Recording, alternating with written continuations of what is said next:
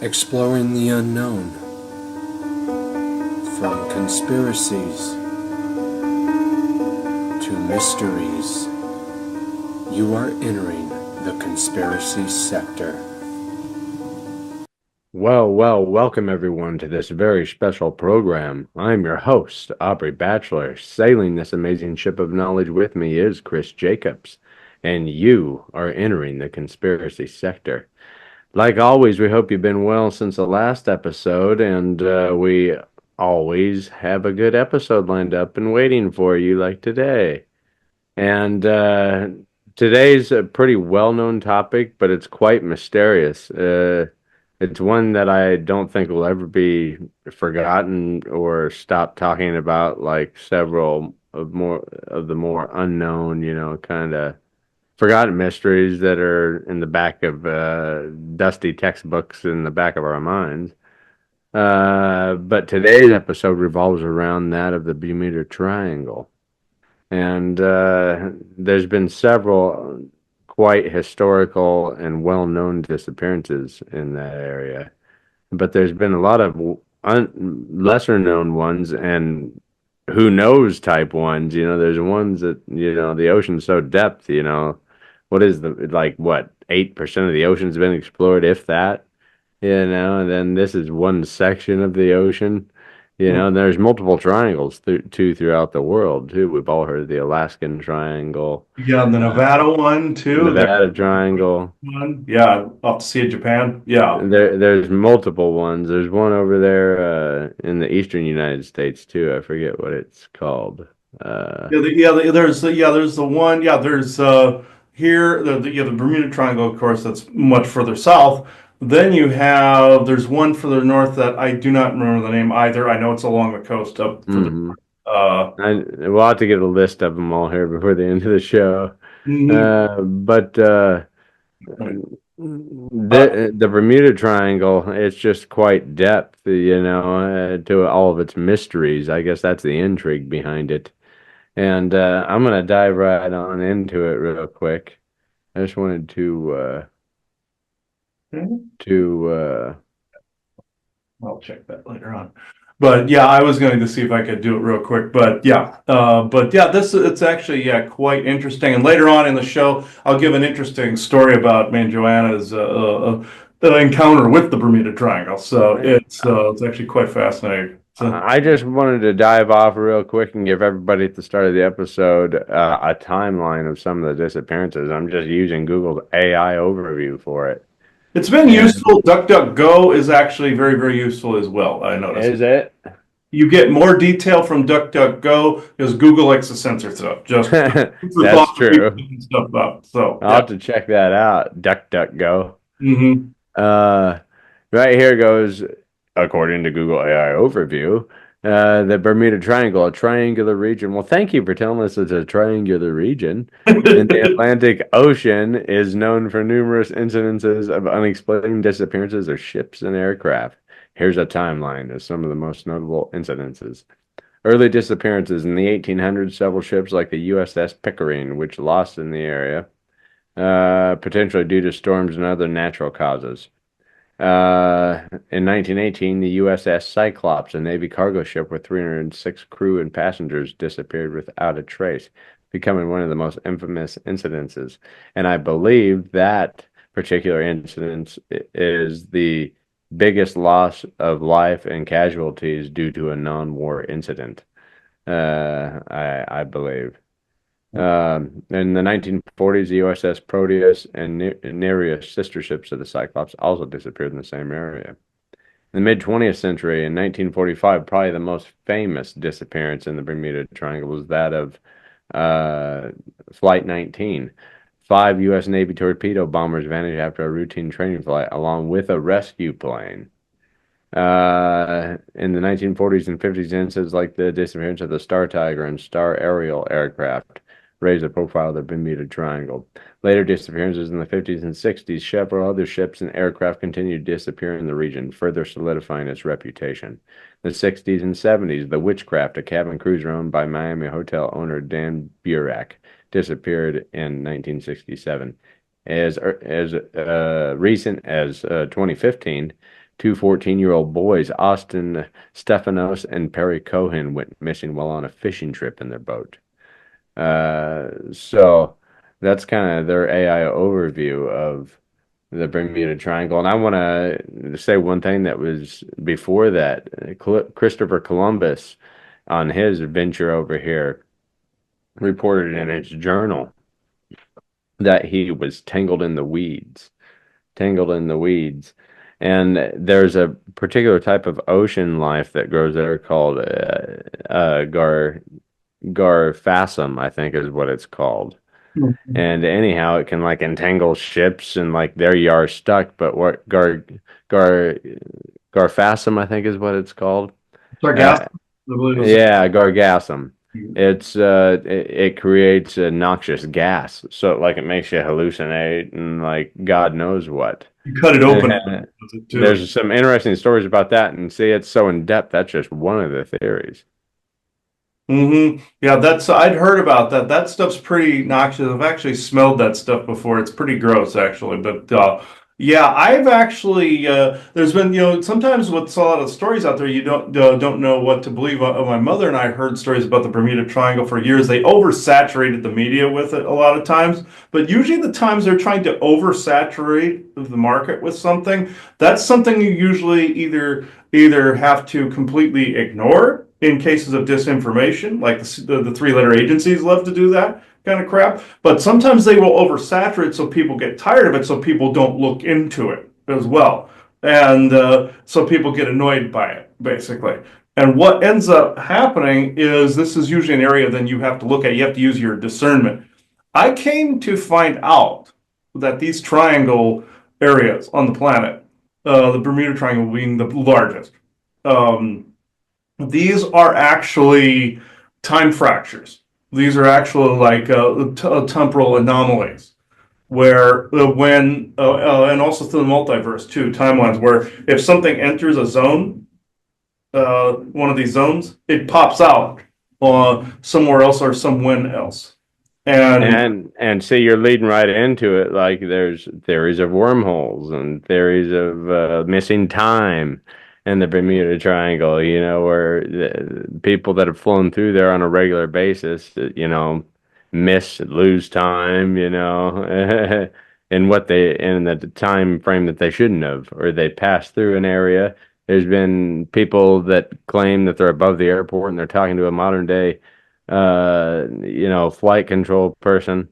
We're above the island, but there's no buildings, there's nothing.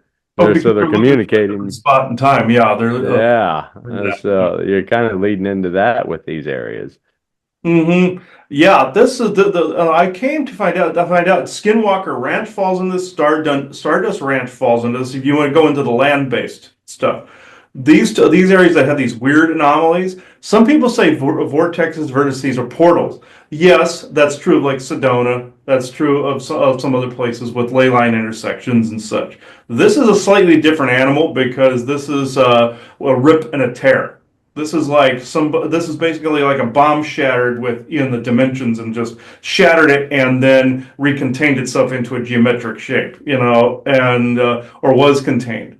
And there is also some military, scuttlebutt, they call it, or rumor out there that there's an island at the center of the Bermuda Triangle that was actually a fragment of Atlantis. And this basically, they go back, if people go back to the mythology of both Lemuria and Atlantis, basically, they were basically firing rockets at bombs at each other, these nuclear atomic-based weapons at each other. And they believe this is what ripped holes in space-time is bombs. And this basically goes with like the explosion pattern of different explosives where these things are kind of laid out. And say if you had like something hit where the Bermuda Triangle was close to where Atlantis would be, if there was a big fracturing explosion, this is what some of the legends and some of the channelings out there say it was, where it was like a time fracture. You go back to your Elder Scrolls lore where they call it the dragon break, the Tiber Septim dragon break. That's essentially what happened for Atlantis, is something similar.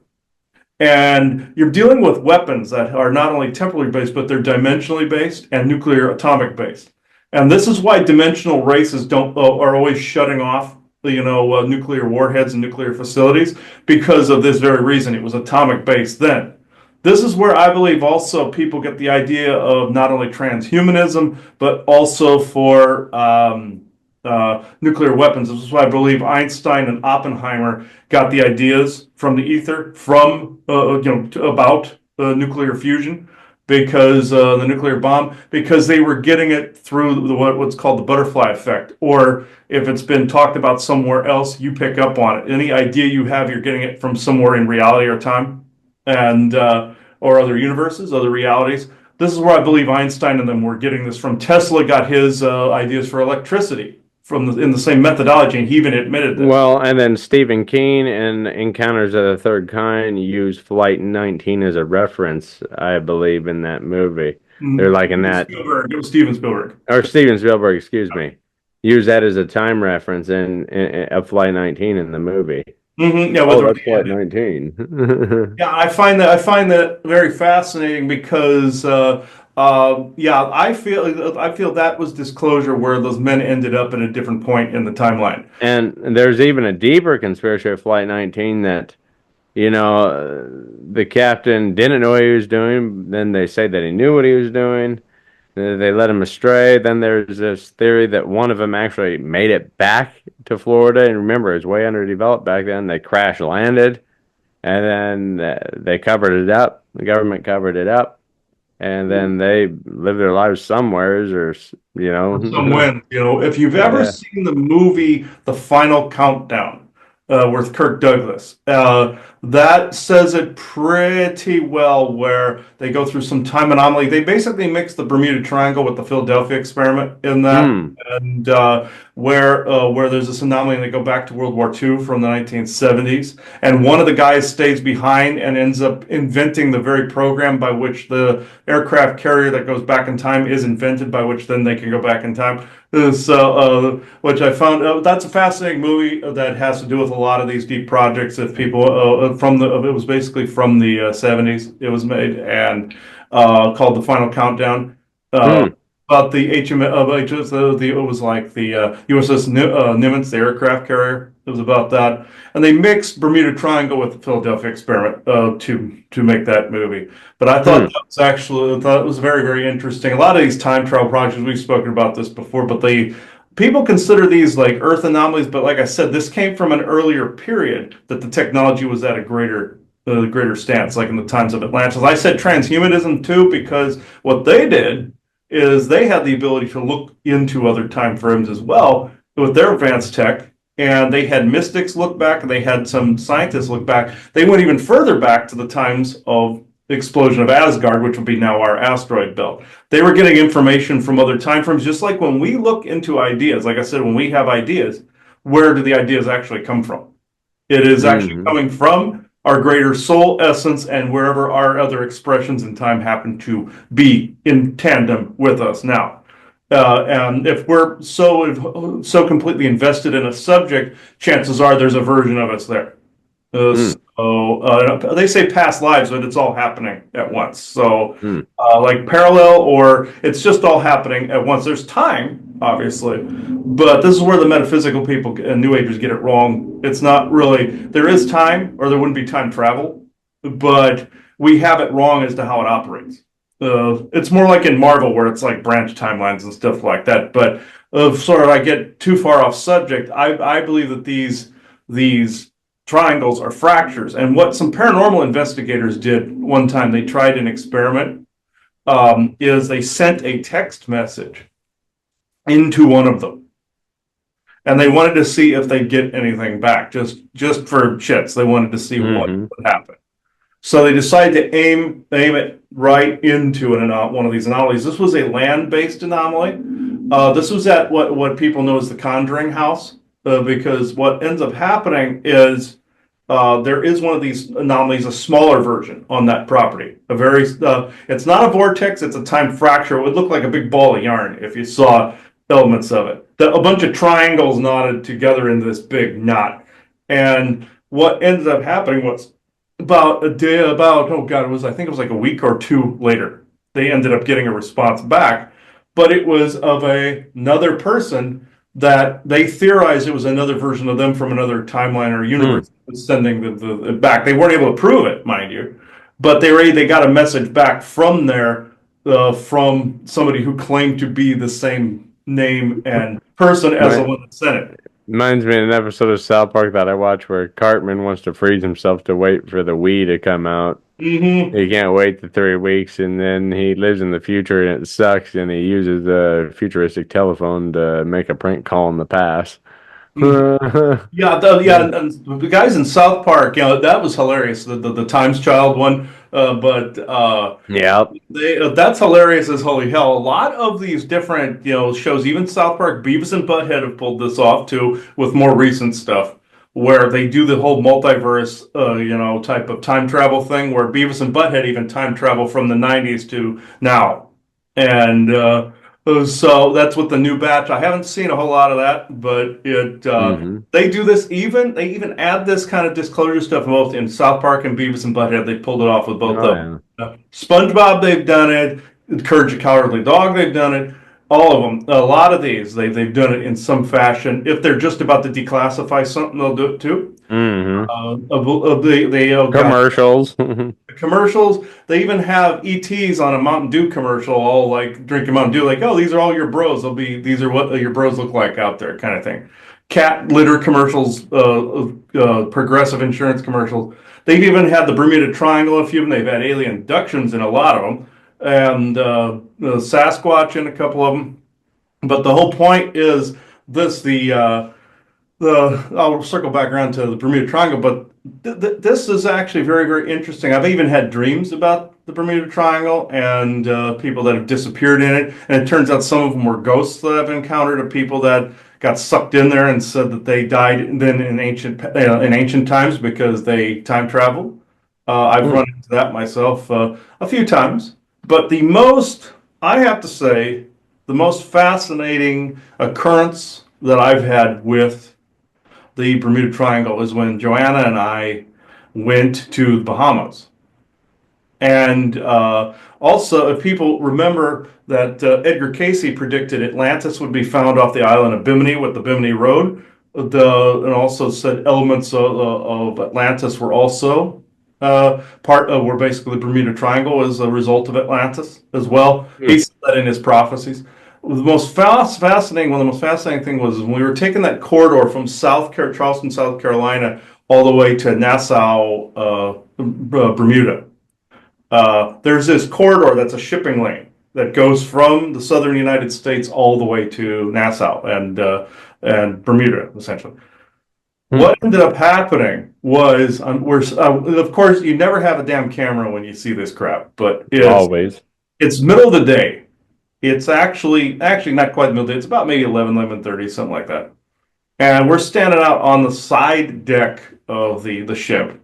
We haven't gotten to the Bahamas yet because there was a few days stretch in there where you're in the middle of nowhere. It's actually kind of creepy because there's like you're in the middle of nowhere sea out there. You don't know what could happen, but because I'm seeing the normal cargo ships like Costco, Walmart, Sam's Club. You're seeing a few of them.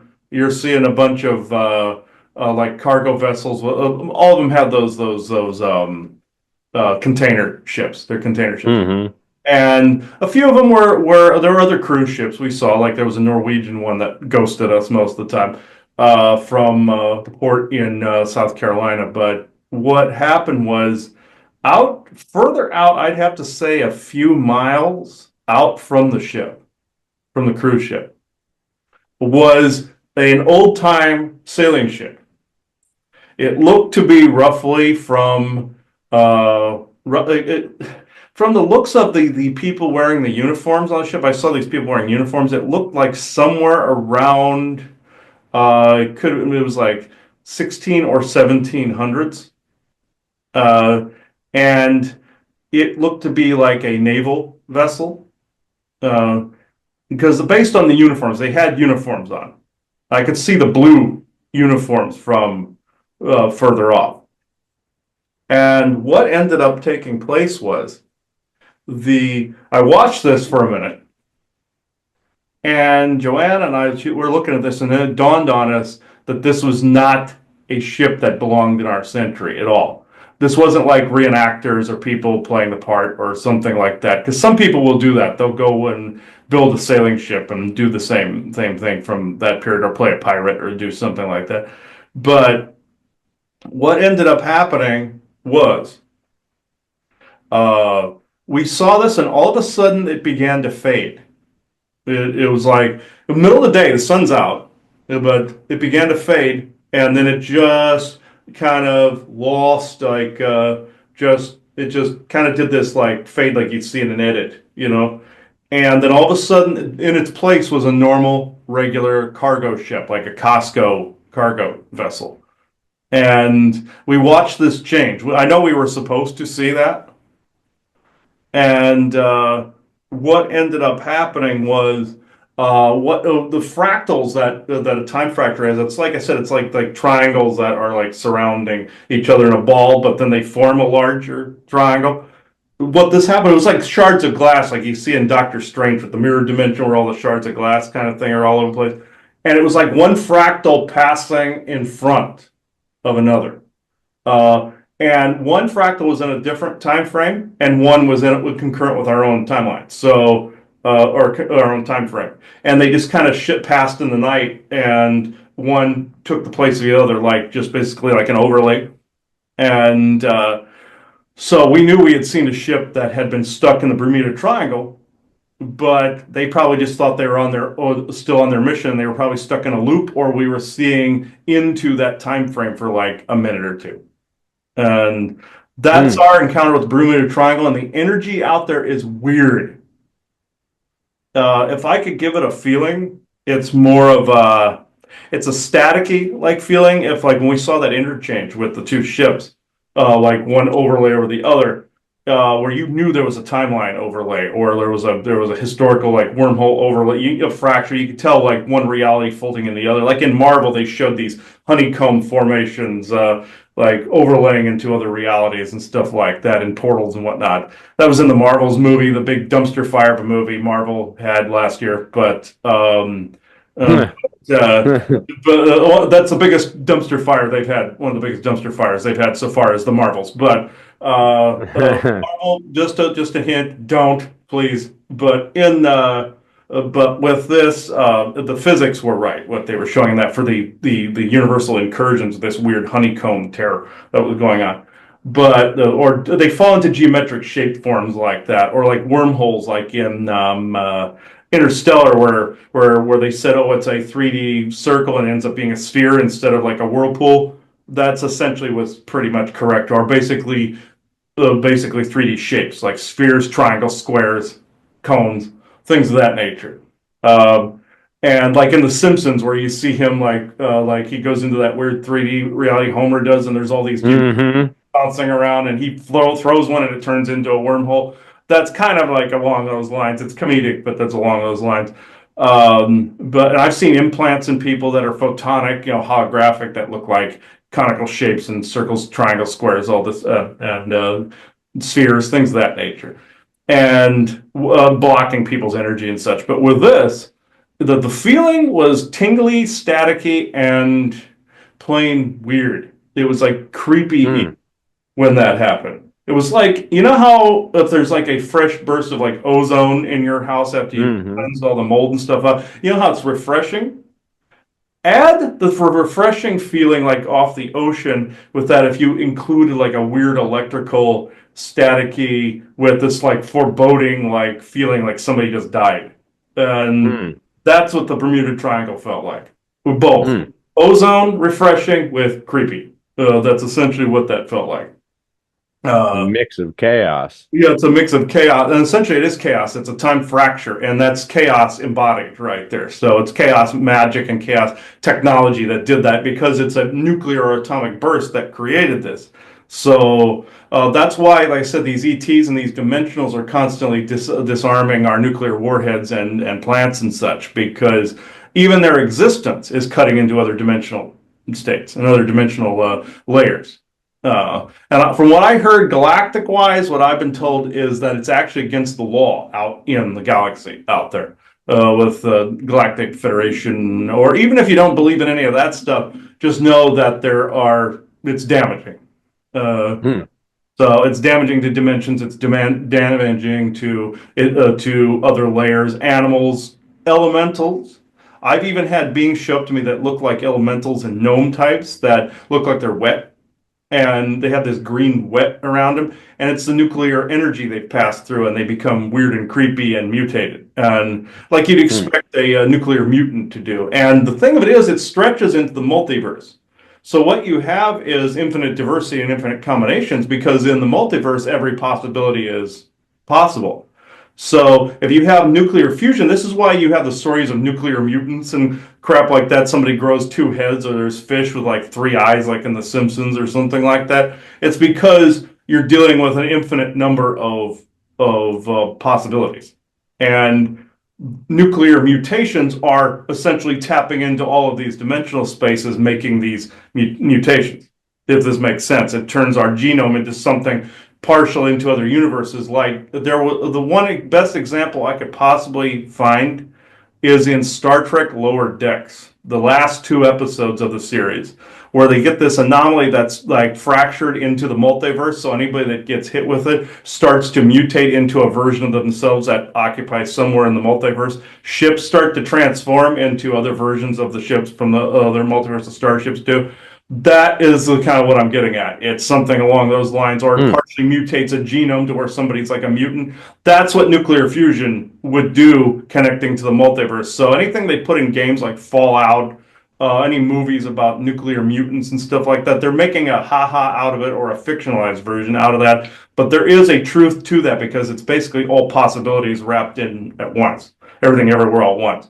If people saw that movie, but yeah, that's where I'm at with that, because I have to know a little bit about what it does, about some of the physics that I've been kind of relayed and channeled a bit, but not me not being a nuclear technician or a quantum physicist or or any form of scientist whatsoever. It took me a bit to quantify or codify that information, uh, but that's where I'm at. Do you have any other information, Aubrey? Well, I was going to dive on into one other thing here. I was just looking, trying to find the name of this researcher guy, but I can't find it. But I'll dive on in. I'm going to share this over to Seven Theories Behind the Mysterious Bermuda Triangle from 30a.com. Hmm.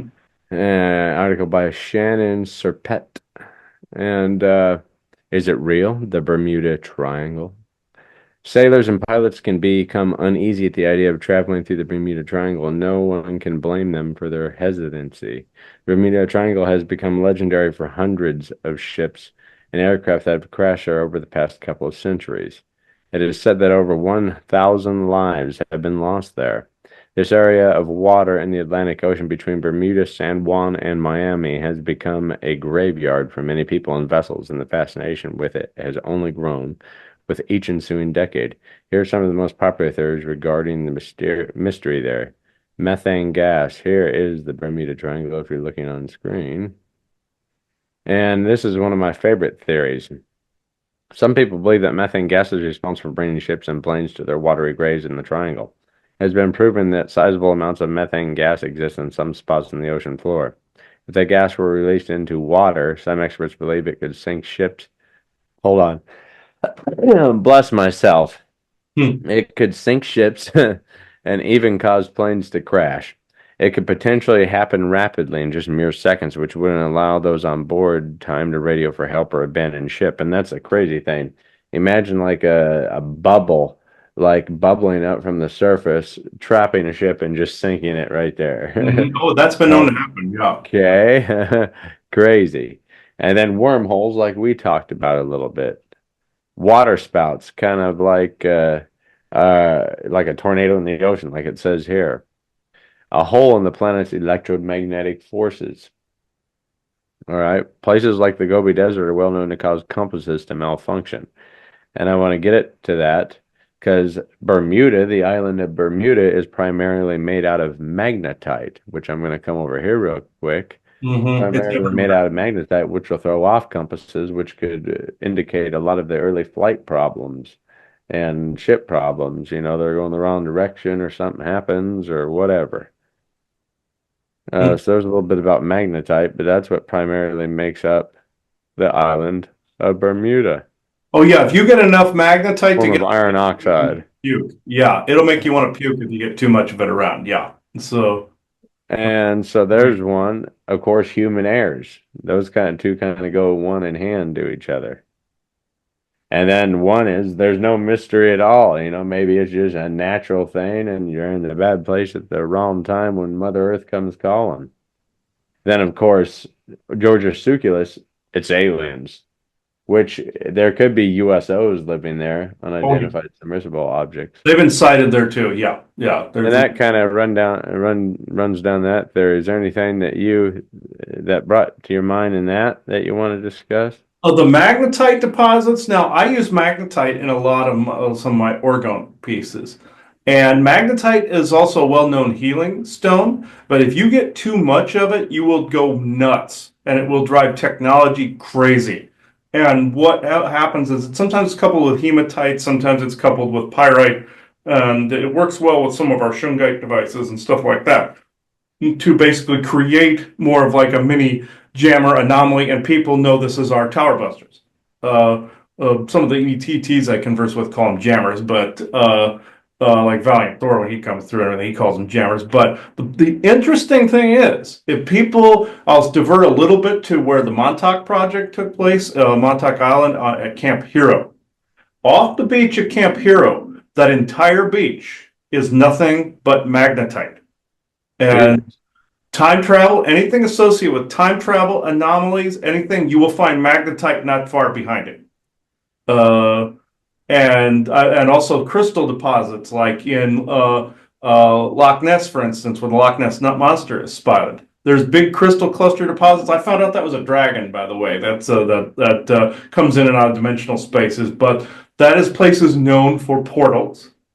And there's crystals and there's magnetite deposits there too, as I believe. People can correct me if I'm wrong about that, but I heard that's more of a rumor. I haven't substantiated that, but Camp Hero 100% has a magnetite beach, and also Bermuda. I've been to Bermuda.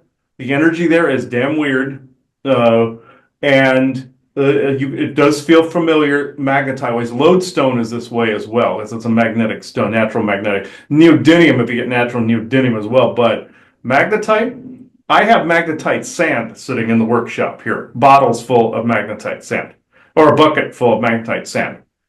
If I'm around it too long, you do get dizzy from it. And it's just the sand. And it's the same type of sand that, again, you go to Camp Hero. It's on the beaches. There's a natural magnetite ore deposits off the beaches and the rocks and everything. So it seems wherever there's a time travel myth and legend that's brewing, magnetite isn't that far behind it. If you look in all these places, there is, I guarantee if you dig enough and look around, you're going to find some magnetite deposit. And it's not far behind, usually. Well, I think, let me see, I'm going to be lazy here. What is the highest concentration of magnetite on Earth? Laird, well, this is inside of the crust, of course. Of course, that's I part think the island of Bermuda is one of the top ones, anyhow. So yeah. compasses are going to be thrown off there. Shit's not going to work right. You're going to be lost and screwed up, probably. Oh, yeah, magnetite will screw up technology. If it's in sand form, it will, even though that's the most useful for orgone pieces, it is the least useful around technology. You will destroy your computer and phone with magnetite sand. And magnetite, or I would there, if you go to there in Nebraska, if you go to Lincoln and you go to Morrill Hall, there is there's a case there that shows a giant chunk of magnetite ore. And if you get close to that, you can feel the pull from magnetite ore. And you can feel that same pull, and you can get a dizziness, disorientation. The only one that beats it as far as disorientation goes is not malachite. There's another one. There's a few others in there. Malachite is not one of them. It is man, I'm having a brain fart now. But there are several other stones that are basically equal to that of magnetite as in power. But if you want time and dimensional anomaly coinciding, that's magnetite. So I find that very interesting that you brought that up with Bermuda, because this is also something like, say, the ancient Atlanteans would have done with their tech. They would have looked for natural deposits of things to use with their equipment. They would have done things like this, so to build from, and they would have looked for natural concentrations. And those that run the Montauk project would have also looked for these. And magnetite is also useful in one other area, and that's psionic and psychic and remote viewing research, and bilocation, because it aids in the third eye doing its thing. Because in the brain, you have quartz, you have calcite, and you have magnetite in the pineal gland of the brain. Also, bees have magnetites in their magnetite particles in their thorax. So this is why, if you want to see any any form of the earth shifting or pole shifting or anything, follow three things: birds, bees, and whales. The whales will get beached because the Navy is running sound wave pulse technology. That's what's causing them to beach. Then you have birds that get thrown off because the pole's shifting in some areas, and then you have bees doing the same. These guys are basically living compasses. And since compasses are also magnetically based, they go stupid and they get pulled by multiple. Say if you had a time fracture that basically, think everything everywhere all at once. And like, say if you were trying to look for true north, and say if you had thousands of true norths running through the multiverse at once inside of a temporal anomaly or a time anomaly or any age of Earth where the pole shifted, what would that compass be doing? It would be going to every single one of those true norths at once. So, so given they even found ancient ruins that if you match it up to what true north would have been, say 20,000 years ago, 100,000 years ago, it matched what a true north would have been in those other time frames because of the pole shifting. So every 25,000 years or so, they call it a Kali Yuga, but according to the Mayan calendar, or Mayan records, but with this, think of like a true north that all exists in different places at once because you're near or inside of a temporal anomaly or a time fracture. That's why the compass jumps around, because it can't find true north because it's pointing to all of them. Or South Pole or whatever, because normally the compass points always at true north. It's always going to go for true north, but in what time frame or in what dimension or what timeline or universe is that true north sitting? And with infinite diversity and infinite combinations, it's pointing at every single one of them. And so at once, and that's why everything's spinning around and going stupid. And the magnetite is also mimicking true north as well, because it's a big magnet, and Bermuda is one giant magnet. So there you have that too. So I found that interesting when it's interesting, conversing with other beings that have perspectives like that, because you end up finding out, it really is pointing at true north. It's just all of them, everything, everywhere, all at once. So, but it's just freaky, too. Then just think if you were on one of those planes where you go through a wormhole, or you're on a ship and oh shit, back in the day too, especially, my compasses are pointing north. Where do I go? Some what of do I those do? are really an abduction of ones too. Like there are stories of ships where they go drifting, and all of a sudden there's no crew on board, and like ghost ships.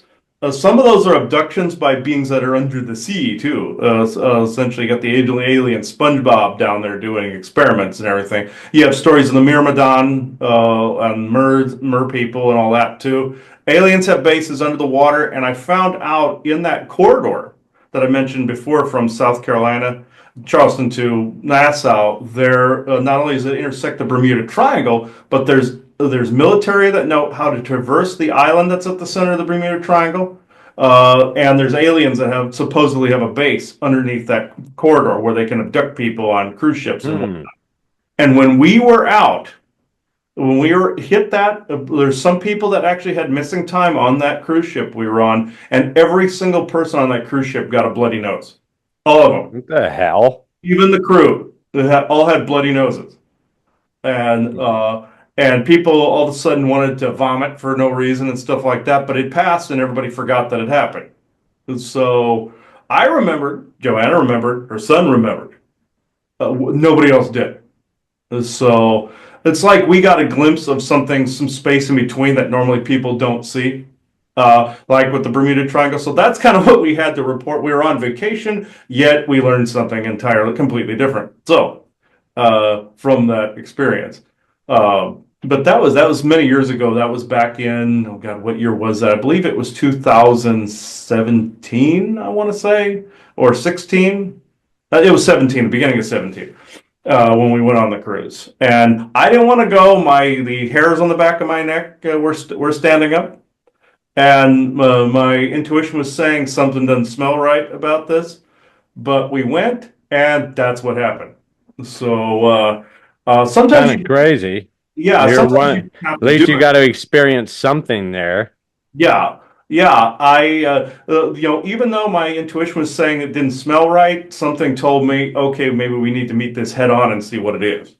And of course, it's that passage of Bermuda Triangle. If you see that map you were showing earlier, where the corner of it goes over to Bermuda, uh, Hmm. that corridor passes like right. It basically grazes the Bermuda Triangle's nutsack, pretty much. So where we hit it, we were literally touching the edge of it. So. It's creepy. I will say it's creepy. It's fascinating, but it's creepy. And you could tell that it was ancient. You could tell that war came of it. You could just feel that forebodingness. And that is Atlantis. This is also where you get all the stories from like the creation of Terminator lore and everything. They're actually getting that from Atlantis memories. And Atlantis, like I said, all of memories frequency and vice versa. So people are getting it from past lives. People are getting it from ET existences and things of that nature, and through fractures like the Bermuda Triangle, it's passing into our time frame. Why do you think so many people are into that transhumanistic type of thing? It's because they're remembering a time where that was a thing. And so, and those people got it from the time frame where it was a thing somewhere else. You see how it passes through history; it just keeps going uninterrupted. People that don't know their history are condemned to repeat, or forget their history, are condemned to repeat it, galactically or earthly. So that's why we're big into the galactic historical stuff, because of the fact that we're trying to figure out via the It all leads to now. huh? It all leads to now. Yeah, it all leads to now. What's going on currently is a regurgitation of stuff that happened, even in our regular human history, like regular history from the past, like with the COVID debacle. What the government did is they were mimicking things from the Black Death time frame. If you look back there, they were mimicking different things that took place within that timeline, and they were regurgitating it here to play an op. Let's see, so they were looking back on history, hoping people's like, yeah, this is a rerun, but we're not going to tell them it's a rerun. We're going to advertise it like it's new. Yeah. So that's essentially, if people look back into the Black Death history, that's what essentially happened. And the reason the merchants now, businesses lost out, because in the original history, merchants won. Merchants won out and gained real royal standing then with kings and queens and kingdoms then. So but they flipped it around now and made it so businesses lost. That's the only bit of history they didn't repeat because they didn't want people to repeat it. So, but that's a bit of history. I know it had nothing to do with the topic, but that was a bit of history that some people don't realize is what they were doing. But because they know history that some people don't look up. So, and they're counting on that because they dumbed everybody down with chemicals and psionic garbage. So, but from that point, I don't know if you have anything left to add. Oh, we'll go into one more little thing before questioning real quick. I want to go back to, uh, not that.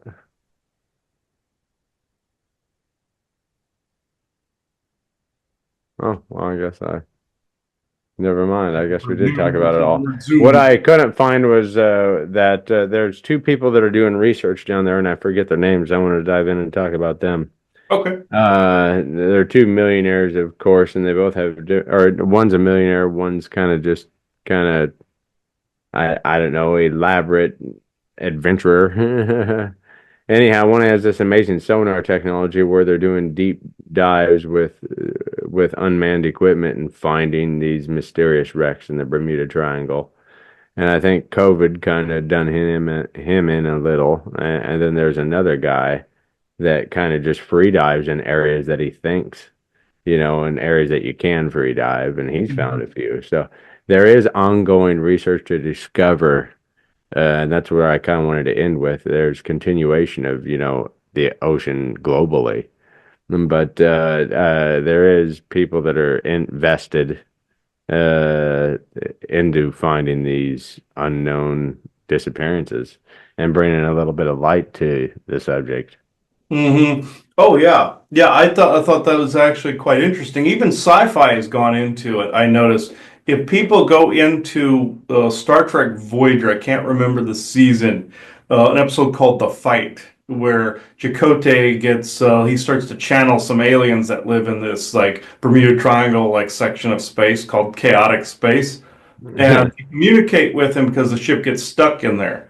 And they call it the fight because he does boxing in his spare time on the holodeck, And he gets injured and he thinks like he's gone crazy with a concussion or something. But his uncle before him ends up having what he called the crazy gene, and it ended up he was more telepathic and it just sounded crazy. And this part of his brain turns on, and these aliens live in this chaotic space, and they're basically channeling through him, like what I do with channeling. They're trying to tell the ship how to get out of there. And like I said, there's military in the center of the Bermuda Triangle at an island in the center where they know how to traverse it. It's like hyperspace in Babylon 5, where you have the techno mage group that's in it knows how to traverse hyperspace, and they have beacons and they can go off beacon, and they have really good sensors. They can find their ways to the portals and everything. This is the same with the military, and they showed a beautiful example of that in Star Trek Voyager. It's an episode called "The Fight." Essentially, where he's fighting for his sanity, but at the same time he does channeling, and that's how they get out of the anomaly. But the beings live there; it's their home, it's normal, but they know how to traverse in and out, but humans don't. So it just looks like gobbledygook on their sensors. So and a bunch of mirrors and fractures, and that's essentially the Bermuda Triangle. It would drive compasses nuts. That's what Star Trek was trying to relay with that within their story narrative, but that's what they were trying to relay with that. And they've added channeling in there as well, because in Atlantis time frame, channeling is how some of the information from the time before came out, and they regurgitate it now, and people get channelings and the information through the ether via the same anomalies, via the same fractures. I'm not saying all of it takes place that way, but some of it takes place that way. And so I would never channel in a time fracture. You could not pay me enough to do that. So you couldn't pay me. You couldn't pay me. You could offer me $1 billion, and I wouldn't take it to do it in the middle of the Bermuda Triangle. Because it would screw up my energy to the point where I'd probably have a stroke or a heart attack or something. No, it's everything everywhere all at once. That would be a brain scrambler. So a mind ripper. You don't want to do that. So channeling in the middle of Gettysburg, Salem, and Boston, Massachusetts, in the area of the Boston Massacre and Boston Cemetery, were bad enough. So I did that, and that was one of the dumbest things I ever did. So I paid for that for a while, like 6 to 8 months or more. So I had to have another friend bail me out of that mess. But with this, yeah, you could.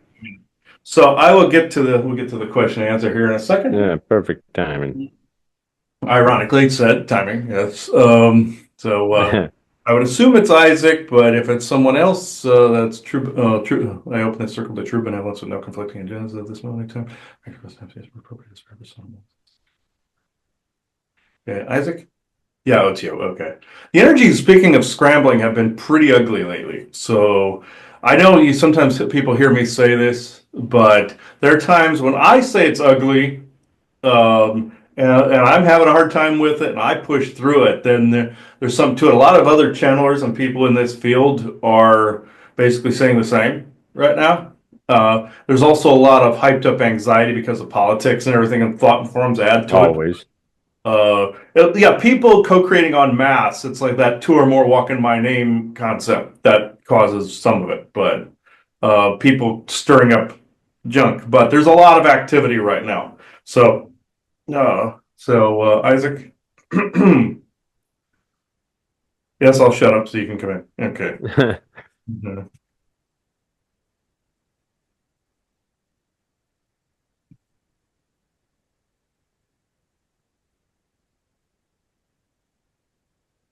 Yes, this is Isaac. Yes, he is correct in his assessment about Lemuria and Atlantis. They warred quite heavily until eventually they began to shake hands. But at that time, it was a little late and a little, too much too late, or Johnny come lately by that point. And it left echoes and shreddings through time. Again, he made the Elder Scrolls reference with the Numidium and the Dragon Break. That's an actual event that was being shown where Tiber Septim activates the Numidium and scares the shit out of everybody. Making and is not within the lore, meaning something stayed the same, but it affected somewhere else in the multiverse. This is where your Marvel's going too, with your Doctor Doom being a copy of Tony Stark in that, where because of something that happens in time, it created the other variant by which it's the polar opposite, you see. But in this case, you had another character in there called Manny Marco, King of Worms, where he was human. Then he had a god counterpart. You had Tiber Septim Talos. In this case, you had Atlantis destroyed, Atlantis intact. You had Lemuria destroyed, Lemuria intact. Think of those the opposite polarities in time. They still exist dimensionally and are untouched, but yet they were destroyed. You see, your Antarctica is a fragment of Atlantis. Further north, you have Greenland and Iceland that are fragments of Hyperborea, which is a piece of Atlantis.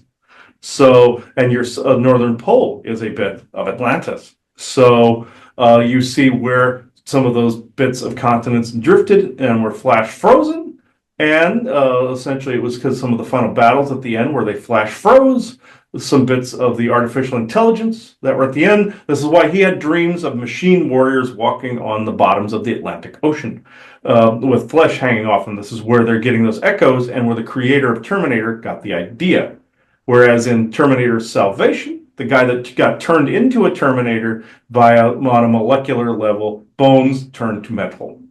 This was actually what had taken place. Again, infinite diversity and infinite combinations. You turned one thing molecularly into another thing, changing its vibratory frequency value from one atomic number to the other. You have a frequency here and a frequency here. You tell this frequency to go here, and it goes to the other one. You can tell cells to do the same, to transform or transmute into one thing or the other.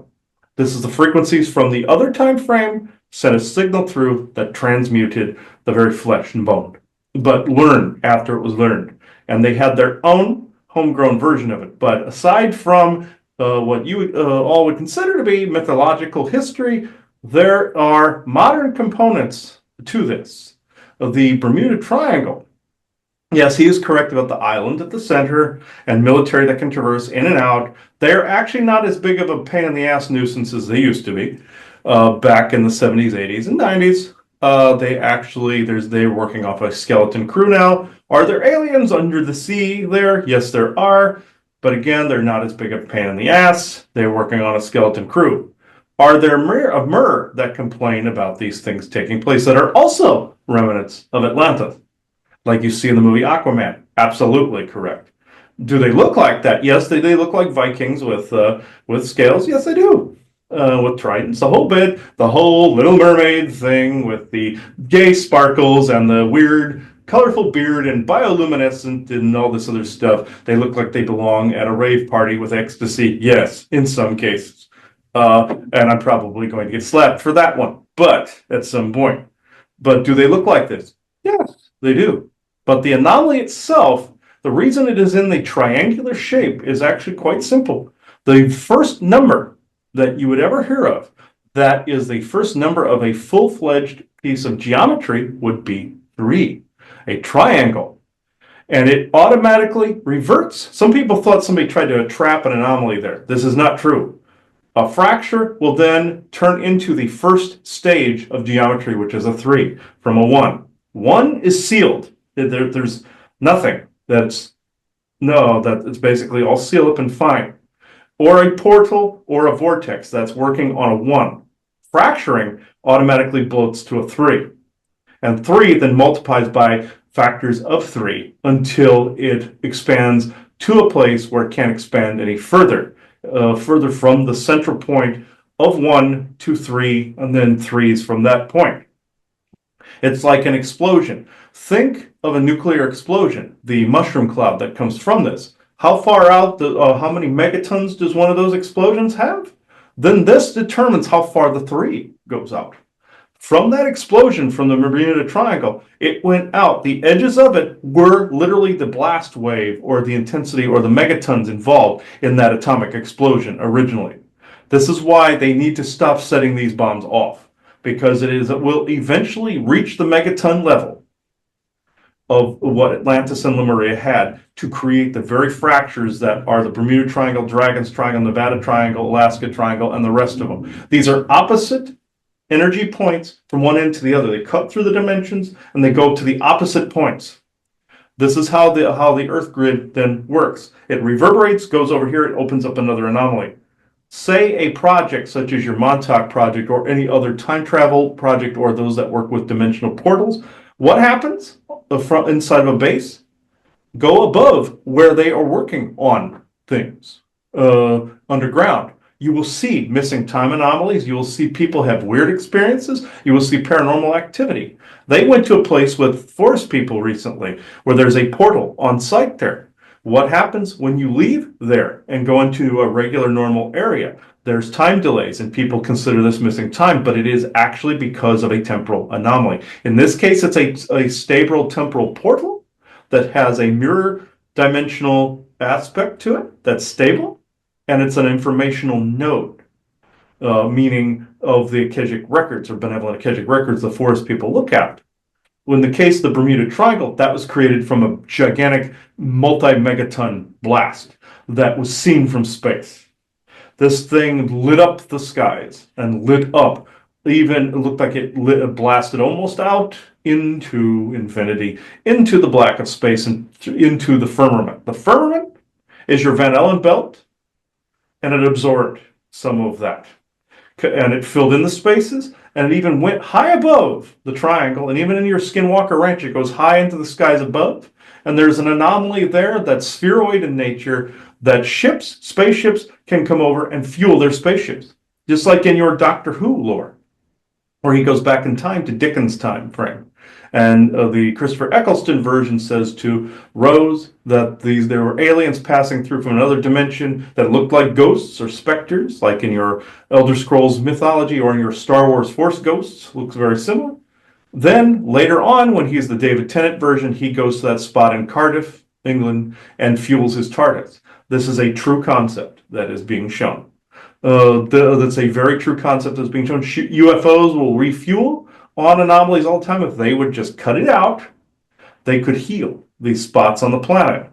They figure if they siphon all the crap out of these things, they'll just shrink. It is exactly the opposite of this. If you keep ripping a wound open on your arm, it will get infected. Or it will scar wrong, or if you have a broken bone and don't set it, it sets wrong, or it heals wrong. This thing was starting to heal wrong. If they would just leave it the holy hell alone, it would eventually seal itself in a few centuries. But we all know that's not going to happen. But it will seal anyway. It'll just take longer. Eventually, it will heal. But it takes a long time. And can it be force closed? Of course. But with a time fracture, you have to hit like a combination lock. Say if you were opening a combination lock, and well, not just locking it, but opening it up. You have to hit the three numbers, go around, and then go around again and do this. That's how it is. What would be with each fracture point, and there's trillions of them. So allowing it to heal is the quickest way possible to fix this. I can go into questions if you like.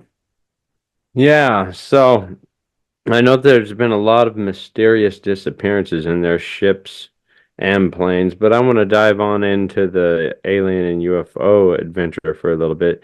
Do you think A, it's possible that aliens and UFOs have had a part in some of these disappearances? And B, do you think that there's any race of aliens that could be inhabiting the Bermuda Triangle area? Both actually are true, Aubrey. They are inhabiting that area, and some of those disappearances are like what he said he and Joanna and her son encountered on the cruise ship.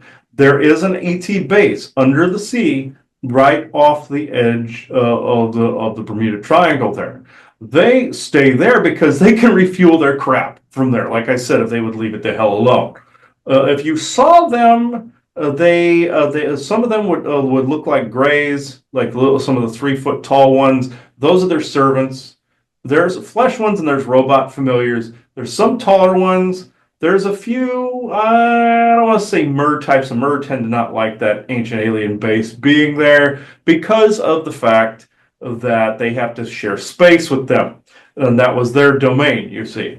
These are it would look like domed cities, just like they took technology from the Mer so they could be on the ocean floor, and they took parts of Atlantis and studied it and created bases on the ocean floor. These particular aliens have been there a very long time. The Mer have been even longer, since before Atlantis, even though they had to change themselves so they could live under the sea. They altered their own genetics and eugenics a bit. These particular aliens hijacked some technology that was down there, retrofitted it, and voila, you have some grays living at the bottom of the sea, like SpongeBob. So, and it's not cool like Bikini Bottoms. No, no, no. This is actually, if you went there, you would consider it quite boring, except for the window looking out into the ocean. It's actually kind of cool. These guys like to abduct people from cruise ships and from cargo vessels looking for different genetic markers. They like to blow dart people from the bottom with implants sticking through their feet. That also came through the times of Atlantis with the Matrixy type technology. This is what your Matrix movie was actually hinting on when they said they didn't know when society came to an end.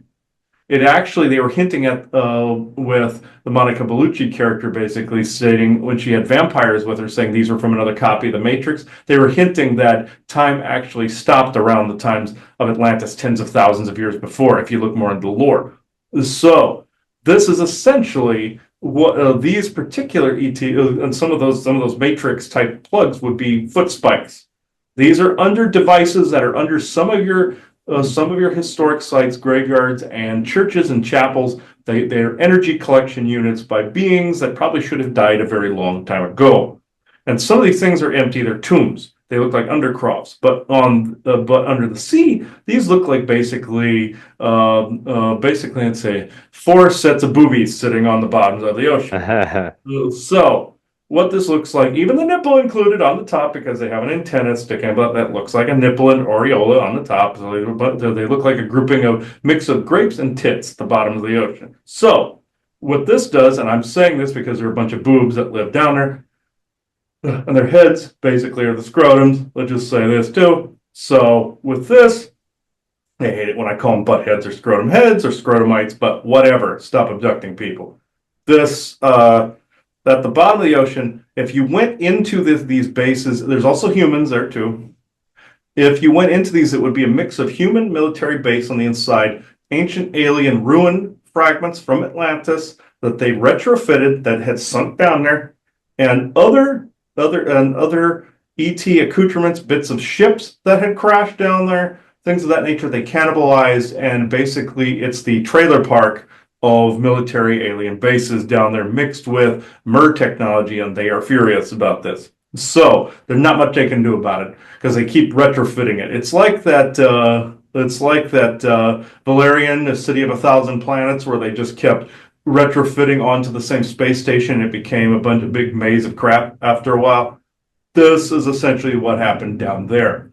So on the moon, same way. But with this though, that was retrofitted by Orions and reptilians, be soul trap nonsense from what was commissioned by Odin a long time ago to be a defense weapon for the system before pre-Ragnarok. But that's what we call history. In this case, you have a mix of things at the bottom of the sea: humans, aliens, and all in between when they drag other humans down there against their will, which it doesn't take much. You have cruise ships that go through there, but there's, as I said, it's being run on a skeleton crew now, or what he said was being, run on a skeleton crew, and there is probably a total, I'd have to say, humans and aliens at any given time down there, I'd probably say less than 300, maybe 350. If that's mainly humans now. And they're thinking of making that more of a public venue underneath the sea after a while through that for like cargo and whatnot. But at the same time, they will just say they just built it for those reasons. Don't you believe it when they say this? This is like what your Space Force says, we're going to build a moon base. You already got 3 of them up there or more. You have a Nazi one and 2 American one and a Chinese one up there. So, this with this, they're going to make this public at some point in the not too distant future as well, because too many people and too many seers have looked into this. Whatever history they told you that it was built from, don't believe it. They'll just say there's some ruins down there from some other civilization. That's Atlantis. That's a piece of Atlantis. They'll eventually have to reveal that too in time. Pretty interesting stuff. I guess just one more. A lot of the theories have been covered, and it's pretty mind-boggling, but this is kind of vast throughout. This is a vast question because throughout the world, there's all these triangles. But would you say that there's any others that can relate to the vastness of vanishings to the Bermuda Triangle? Is there any other prominent ones that can relate to the Bermuda Triangle that people need to be aware of? Yes, the Nevada one has been known to make people vanish. The Alaska one most definitely has made people vanish. There's prominent politicians and not whatnot that have vanished there. There is also the Dragon's Triangle off the Sea of Japan. That is another big one that came from the Bermuda Triangle on the opposite end of the tether, where Lemuria was. If you look at the bottom part of Japan, there's a bridge that goes to nowhere, and there's a set of ruins under the ocean that are geometric shaped. That's Lemuria. You have Non-Madal in Micronesia. That is the naval port of Lemuria, Mu, I should say. But that triangle has had people disappear, and the Devil's Triangle as well has also made people disappear. There's land ones that some people have vanished into. Your Skinwalker Ranch was one of these. Your Stardust Ranch is one of these where ETs coming in and out of, like I said, there's the ones in the ocean that are of the same variety that Stardust and Skinwalker have in abundance. There's even a crashed UFO that was there that time traveled itself and then embedded itself in the bedrock. So now it is part of the bedrock there. But the other disappearances are also one in your Tunguska, Russia, with your cauldrons that are there. Those were aerial defense weapons, land-to-air weapons that were built in the times of Atlantis as well. Those cauldrons fell into disrepair and then became radioactive. Again, they were nuclear-based, just like some of the weapons tech that was fired back and forth. There is a triangle in that spot for that reason, because one of those things busted open and became a temporal fracture and or anomaly. So that's a place where people disappear into the bogs and swamps, never to be seen again unless it's in some other timeline, fragmentary timeline, past a moment where there was nobody there, or in some cases, future timelines where somebody just happens to roll the dice, get lucky, and end up in a place where they can be rescued, even though it's thousands of years in the future. That has been known to happen. Very interesting. I appreciate that. Thank you for popping through. Yes, no more question? No, that pretty much covers it up for what I needed today. All right, thank you. These are always very, very interesting. Even though I brought up the Bermuda Triangle before, these were other details that I withheld, knowing eventually you guys would come across this again. And it probably won't be the last time because there'll be more information found out about these anomalies in the not too distant future as well. So, thank you both. Thanks for popping through. Yes, I know the Bermuda Triangle has probably been the story's been told to death, but there's just certain angles on it that have never actually been spoken about. No. Not at all. The reason I brought up Lemuria Atlantis, this was a theory that was going around only very lightly in some of the New Age and metaphysical communities and disclosure circles. But this makes sense. Like rockets and bombs would follow those patterns if they're firing them back and forth at each other. So, like how craters would be for asteroids and things of that nature. And the Tunguska one in Russia with that explosion that happened there. Yeah, that's a strange one. Yes, and there's also the cauldrons. If you look up the cauldrons, there are these dome like cauldron-shaped devices that were actually like how we have surface-to-air missiles. That's essentially the Star Trekky phaser photon torpedo-like equivalent of those. So from that time frame, and I believe the races that built at the time were the ones that were on Atlantis. There were these Norse Scandinavian types, elfish-looking types, and a few others that were there that helped build those. Like Venusian colony variation and elven fairy-esque and then you have the Viking-esque Asgardian look as well. That's why Hitler believed the German people descended from Atlantis because North Scandinavian people, that's where some of their genes come from, is from there. And the Rh negative factor also comes from there.